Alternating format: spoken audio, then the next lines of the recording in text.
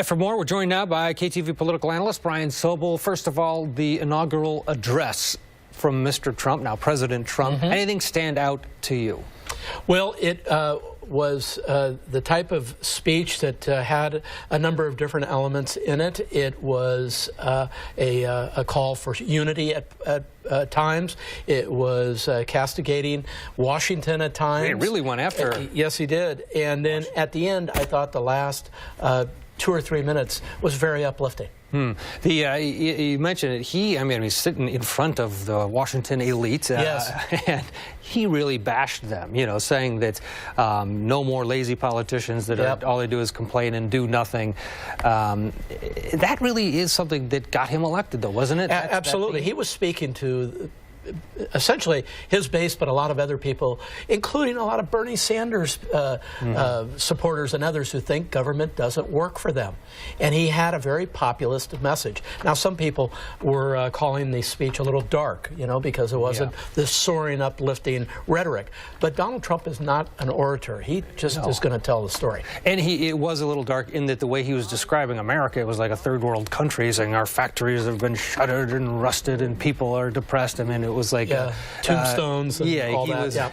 The vision that you had listening to it was like, oh my goodness, is he talking about Syria or the U.S.? And I think that a lot of people were a bit, offended by that. I'm sure President Obama, who was sitting right behind him, was thinking, I don't think it was that bad. Do you think that he did, when he was asking for unity, strike a chord though with people, and do you think he'll be given a chance to govern? 2 questions. I hope he's given a chance to govern.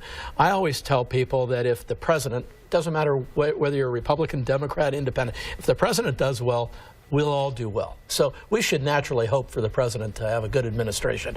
How he does is going to be the open question. He's first got to get up on the Hill there and convince a lot of people, including some Republicans, quite frankly, that his vision is something that should be pursued vigorously. And we'll see. Things tend to get kind of gummed up on Capitol Hill, even with the best of intentions. And finally, we've seen this before with different administrations and a transfer of power from party to party. How bad are things, in your estimation, right now in this country in terms of partisanship? Well, there's certainly a partisan feeling, but at the end of the day, what you saw today was the peaceful transfer of power as it has occurred in this republic since the beginning.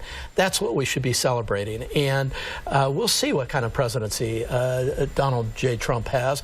And hopefully, as I said earlier, it'll benefit all Americans. And he went out of his way to thank the Obamas for that peaceful transfer of power. He also thanked Bill Clinton and Hillary Clinton, asked for the room to stand in a talk. Probably the most poignant point of the day. Yeah, absolutely, absolutely. All right, Brian Sobel, thank you.